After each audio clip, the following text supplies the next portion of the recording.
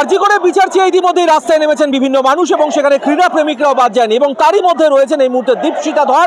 তিনিও কিন্তু সমর্থকদের উল্লাসে সমর্থকদের যে ন্যায় বিচার তারা যে স্লোগান দিচ্ছে সেই স্লোগানিংয়ে তিনিও কিন্তু এই মুহূর্তে পথে নেমেছেন যুবভারতী ক্রীড়াঙ্গনের সামনে। আজ ডার্বি ছিল যুবভারতীতে এবং সেখানে ইস্টমোহন সমর্থকরা এক হয়ে গিয়ে তারা কিন্তু জাস্টিস পেতে চায় আরজি করেন। আমাদের সঙ্গে এই মুহূর্তে রয়েছেন দীপশিতা ধর। দীপশিতা দেবী, এই মুহূর্তে আপনিও রাস্তায় নেমেছেন, আপনি একজন দিনের শেষে নারী এবং একজন নারীর সঙ্গে যেভাবে যে নির্মমতার সঙ্গে তাকে মৃত্যুর মুখে ঢলে পড়তে হয়েছে, জাস্টিস তো একদিকে রয়েছে কিন্তু সার্বিকভাবে এই জাতীয় ঘটনা পরবর্তী সময় হবে না, এর কি কোনো অ্যাসিওরেন্স আছে? অ্যাসিওরেন্স নেই তো। পশ্চিমবঙ্গে আপনি মহিলা হন, পুরুষ হন, পশু পাখি হন, আপনার কোথাও নিরাপত্তা নেই। নিরাপত্তা চাওয়ার জন্য আমরা রাস্তায় নেমেছি দল মত নির্বিশেষে। এইখানে যারা রাস্তায় নেমেছিলেন তারা তো কেউ দলের লোক নয়। তাদের উপর যেভাবে আজকে লাঠিচার্জ হয়েছে খুব পরিষ্কার আমার সরকার ধর্ষকদের পক্ষে না আমাদের পক্ষে। সরকার স্পষ্ট করেছে তিনি ধর্ষকদের পক্ষে, আমরা স্পষ্ট করছি আমরা ধর্ষক এবং সরকারের বিরুদ্ধে। আজকে সুখেন্দু শেখর রয় তিনি একটি টুইট করেছিলেন এবং সেখানে তিনি বলেছিলেন সিপির কাস্টোডিয়াল নিয়ে ইন্টারোগেশন করা হোক, কি বলবেন?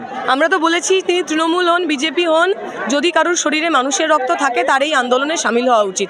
আমি ওনাকে ধন্যবাদ জানাবো উনি এই আন্দোলনে সামিল হয়েছেন। আরও বেশি এরকম মানুষ তাদের মধ্যেকার বিবেক জাগ্রত হোক, দোষী সাজা পাক। বিষয়টি একটা ছোট প্রশ্ন, সেটা হচ্ছে দেখা যাচ্ছে যত সময় জড়াচ্ছে এই আরজিকর প্রসঙ্গে তৃণমূলের অন্দরে বিভিন্ন ক্ষোভ বিভিন্ন আক্ষেপ সামনে বেরিয়ে আসে, কিন্তু বিভিন্ন ক্ষেত্রে দেখা যাচ্ছে কুণাল ঘোষ তিনি ডিফেন্ড করছেন যথারীতিভাবে।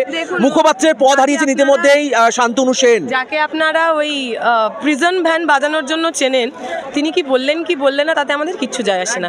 পশ্চিমবঙ্গের সাধারণ মানুষ 14 তারিখ থেকে রাস্তায় আছে কিসের জন্য? ন্যায় চেয়ে, কোনো পার্টি পলিটিক্সের জন্য নয়, অমুকে মুখ্যমন্ত্রী হবে তমুকে মুখ্যমন্ত্রী হবে বলে নয়, নিজের বাড়ির মেয়ের ন্যায় চেয়ে তারা রাস্তায় আছেন, আমরা ওদের সঙ্গে রয়েছি, রাস্তায় রয়েছি। শান্তনু সেনের এই মুহূর্তে বিভিন্ন পদ তিনি হারিয়েছেন। শান্তনু সেন, জানি না, আমি সে বিষয়ে কিছু বলবো না, আমি বলবো ন্যায় চাই। আরজি করে প্রসঙ্গে মুখ খুলেই হাত বাড়াতে হয়েছে।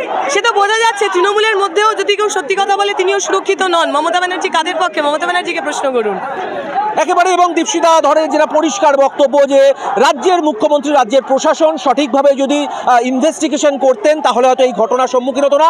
গত 14ই আগস্ট থেকে যেভাবে রাস্তায় নেমেছেন বিভিন্ন মহিলারা, বিভিন্ন পুরুষ, বিভিন্ন স্তরের মানুষ, সেই সমর্থন করে সেই বিভিন্ন এজেন্ডাকে সমর্থন করে দীপশিতা ধর তিনিও কিন্তু এই মুহূর্তে পথে নেমে এসেছেন। একটাই দাবি, জাস্টিস ফর আরজি কর। ক্যামেরা রাজ ঘোষালের সাথে অভিষেক সেনগুপ্ত, ভারত টিভি, কলকাতা। দীপশিতা ধর যাবো আরজি করে বিচার চেয়ে ইতিমধ্যেই রাস্তায় নেমেছেন বিভিন্ন মানুষ এবং সেখানে ক্রীড়া প্রেমিকরাও বাদ যায়নি এবং তারই মধ্যে রয়েছেন এই মুহূর্তে দীপশিতা ধর। তিনিও কিন্তু সমর্থকদের উল্লাসে সমর্থকদের যে ন্যায় বিচার তারা যে স্লোগান দিচ্ছে সেই স্লোগানিংয়ে তিনিও কিন্তু এই মুহূর্তে পথে নেমেছেন যুবভারতী ক্রীড়াঙ্গনের সামনে। আজ ডার্বি ছিল যুবভারতীতে এবং সেখানে ইস্টমোহন সমর্থকরা এক হয়ে গিয়ে তারা কিন্তু জাস্টিস পেতে চায় আরজি করেন। আমাদের সঙ্গে এই মুহূর্তে রয়েছেন দীপশিতা ধর।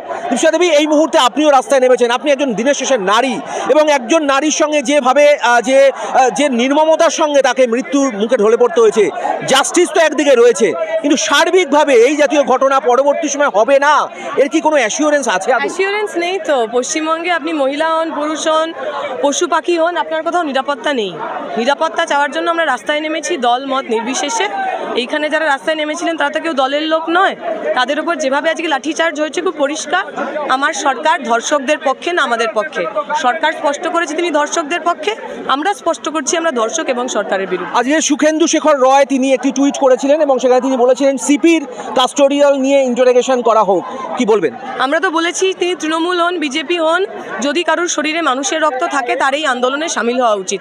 আমি ওনাকে ধন্যবাদ জানাবো উনি এই আন্দোলনে সামিল হয়েছেন। আরও বেশি এরকম মানুষ তাদের মধ্যেকার বিবেক জাগ্রত হোক, দোষী সাজা পাক। বিষয়টি একটা ছোট প্রশ্ন, সেটা হচ্ছে দেখা যাচ্ছে যত সময় জড়াচ্ছে এই আরজিকর প্রসঙ্গে তৃণমূলের অন্দরে বিভিন্ন ক্ষোভ বিভিন্ন আক্ষেপ সামনে বেরিয়ে আসে, কিন্তু বিভিন্ন ক্ষেত্রে দেখা যাচ্ছে কুণাল ঘোষ তিনি ডিফেন্ড করছেন যথারীতিভাবে।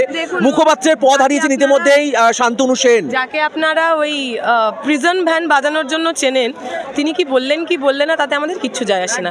পশ্চিমবঙ্গের সাধারণ মানুষ 14 তারিখ থেকে রাস্তায় আছে কিসের জন্য? ন্যায় চেয়ে, কোনো পার্টি পলিটিক্সের জন্য নয়, অমুকে মুখ্যমন্ত্রী হবে তমুকে উপমুখ্যমন্ত্রী হবে বলে নয়, নিজের বাড়ির মেয়ের ন্যায় চেয়ে তারা রাস্তায় আছেন, আমরা ওদের সঙ্গে রয়েছি, রাস্তায় রয়েছি। শান্তনু সেনের এই মুহূর্তে বিভিন্ন পদ তিনি হারিয়েছেন। শান্তনু সেন, জানি না, আমি সে বিষয়ে কিছু বলবো না, আমি বলবো ন্যায় চাই। আরজি করে প্রসঙ্গে মুখ খুলেই হাত বাড়াতে হয়েছে। সেটা বোঝা যাচ্ছে। তৃণমূলের মধ্যেও যদি কেউ সত্যি কথা বলে তিনিও সুরক্ষিত নন। মমতা ব্যানার্জি কাদের পক্ষে? মমতা ব্যানার্জিকে প্রশ্ন করুন। একেবারে। এবং দীপশিতা ধরে যেটা পরিষ্কার বক্তব্য যে রাজ্যের মুখ্যমন্ত্রী, রাজ্যের প্রশাসন সঠিকভাবে যদি ইনভেস্টিগেশন করতেন তাহলে হয়তো এই ঘটনার সম্মুখীন হতো না। গত 14ই আগস্ট থেকে যেভাবে রাস্তায় নেমেছেন বিভিন্ন মহিলারা, বিভিন্ন পুরুষ, বিভিন্ন স্তরের মানুষ, সেই সমর্থন করে, সেই বিভিন্ন এজেন্ডাকে সমর্থন করে দীপশিতা ধর তিনিও কিন্তু এই মুহূর্তে পথে নেমে এসেছেন। একটাই দাবি, জাস্টিস ফর আরজি কর। ক্যামেরা রাজ ঘোষালের সাথে অভিষেক সেনগুপ্ত, ভারত টিভি, কলকাতা।